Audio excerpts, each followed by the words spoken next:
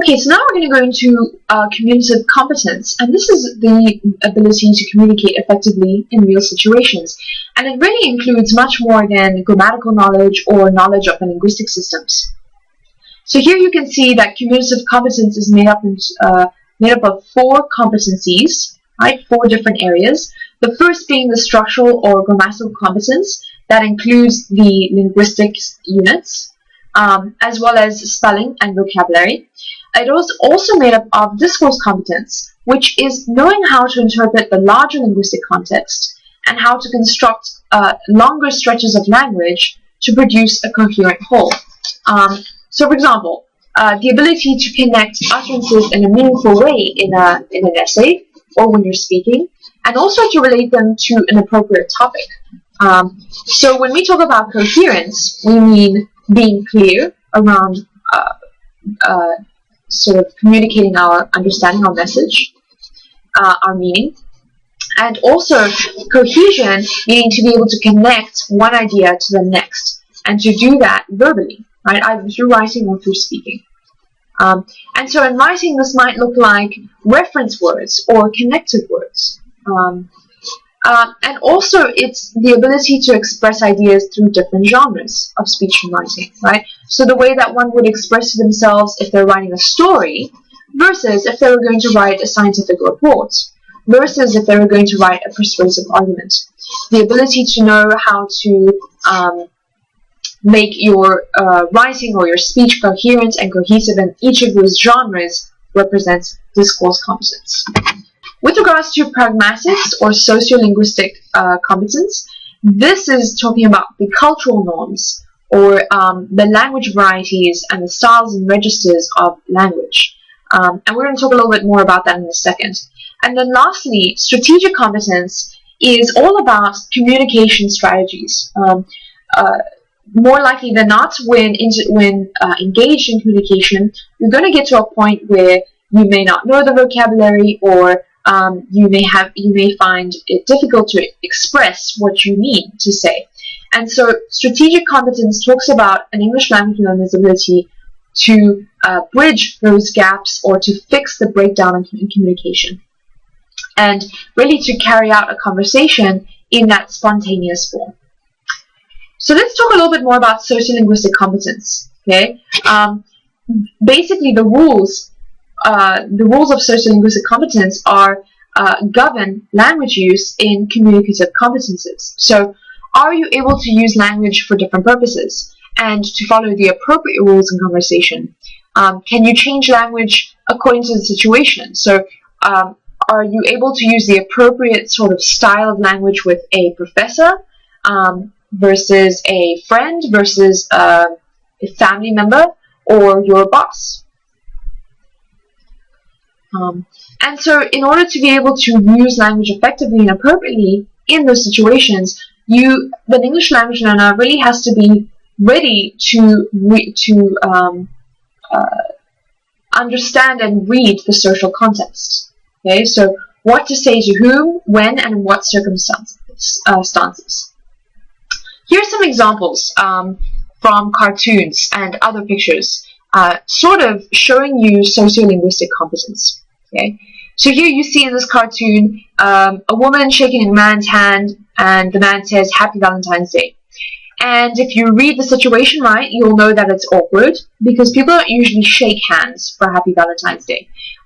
If you're going to say Happy Valentine's Day, you are either not going to touch the person at all, or if you're closer to that person, you might give them a hug, or you might, do something else. But shaking a hand, someone's hand, is too formal of a way to say Happy Valentine's Day.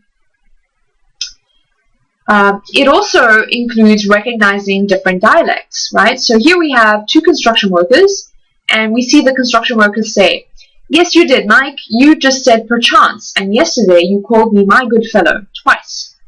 And you see that this is problematic because in the situation of a construction sort of work environment, it's not really usual for the workers to use words like my good fellow and perchance, especially because the type of vocabulary comes from literature, right? And literature that was written hundreds of years ago. Okay, observing cultural norms with respect to conventions. So here we see a man say, "So when you're expecting?"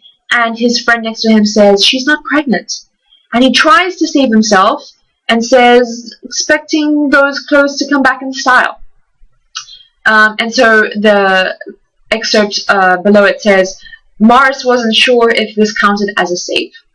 And so we can see that the cultural norm here is that it's very rude to ask somebody if they're pregnant if they're actually not. And if it just happens to be that they're overweight. Right? And so English language learners need to learn all of those cultural norms that might not actually be explicitly told to them or taught to them. And so they may make certain faux pas with regards to sociolinguistics. Okay, the next aspect we're going to talk about is nonverbal communication. So all of these ways, eye contact, facial gestures, handshaking, head movements, physical distance, physical touching, public displays of affection, all of these are can be very different depending on the culture that you're in. We know that in the US, eye contact is a sign of respect, but in Asian countries, eye contact is actually discouraged for students and teachers. So students should not be making eye contact with their teachers as a form of respect. And it's completely the opposite in the US. Okay? Again, all of these understandings about nonverbal communication are important and will probably inform you as to some of the behaviors that you will see your English language learners sort of do in the classroom. Facial gestures are another form of nonverbal communication. And so, for example, if we have the statement, "Can I help you?" and we have this man right here, and he says, "Can I help you?" The meaning that you might get from this man is that he's actually asking you if he can help you, right? He actually wants to know if there's any way that he can help. The same statement, right? "Can I help you?" When we change the facial gesture, now he says, "Can I help you?" Now we can see that he might not be so willing to help and he might be stressed out, right? Again, imagine if he were to ask with a face like this, right? He's definitely stressed and we're definitely annoying him with our presence. So the point is that verbal communication can really, the meaning behind what is said can very much change based on the face and based on other nonverbal forms of communication. Okay. Handshaking can be different. We shake hands in the United States as the picture shows, but in other places, other forms of handshaking can be used. Head movements in India, this is actually yes, right? Not no. This is yes. Okay. Physical distance is also very different. In America, we usually like a lot of physical distance between people, and anything that is closer than maybe an arm's length would be perhaps uncomfortable. Physical touching also exists on the continuum. In some countries, there's a lot more physical touching than there is in others. The US is definitely sort of at the lower end of that. There's really not a lot of physical touching in our culture, in the US culture. And then lastly, public displays of affection. You can see here that in Saudi Arabia, it is quite common for men to hold hands. It's also pretty common in India for men to hold pinkies and in public. And this would be just a sign of their friendship and not taken as any sort of sign of homosexuality. But you can see that in the US, two men holding hands would definitely be taken as a sign of that they're partners, or that there's sort of a relationship there beyond just friendship.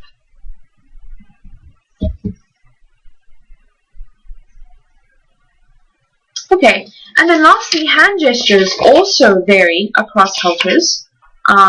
You can see here that in the US, this might be the sign for okay, but it's actually the sign for other things too in other countries. In Australia, it means 0. In France, it also means 0. In Japan, it would mean okay as well, as money. And in Malta, Greece, Brazil, Turkey, and Venezuela, it is a sign for a rather rude sign for homosexual. This sign means okay in the US, but for example, in Japan, it means 5. In Turkey, it means a political crisis party. In Nigeria, Iran, Iraq, and Thailand, it means up yours.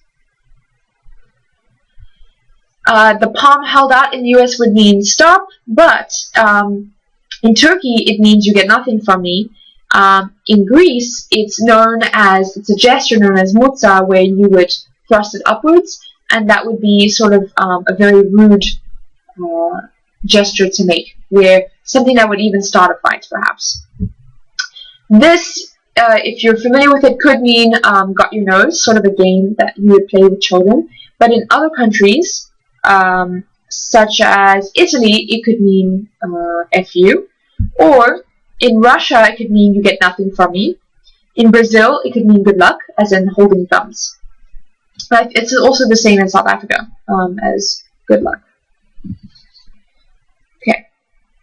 This would be it's actually a very old sign that dates back 2,500 years. And in the US, it means rock on. But in Saudi Arabia and Lebanon, it means to actually mimic an animal.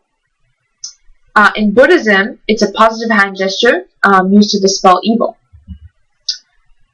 And here are some examples of other hand gestures that mean different things from the US. Okay, so again, just another form of nonverbal communication that we as teachers need to be very aware of with our English language learners and to be very explicit about.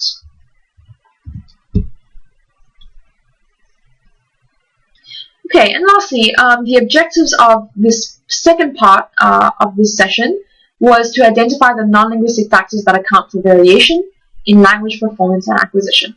Thanks.